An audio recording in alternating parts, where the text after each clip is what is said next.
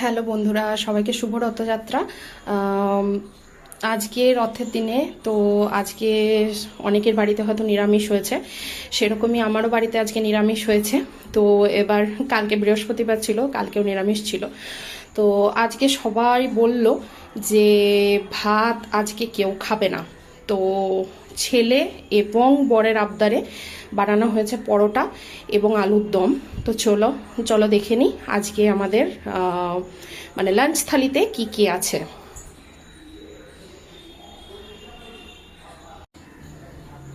এই যে আজকে লাঞ্চ থালিতে আছে আলুর দম, পরোটা। আমার ছেলেরটা তো সেমই আছে, আমারটাতে শুধু আলুর দম, পরোটা এবং একটু রায়তা বানানো আছে। আলুর দমের রেসিপিটা খুব তাড়াতাড়ি আসবে। একটু অন্যরকমভাবে বানিয়েছি আলুর দমটা। আশা করছি সবারই ভালো লাগবে।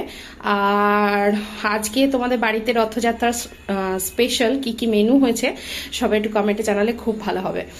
চলো টাটা।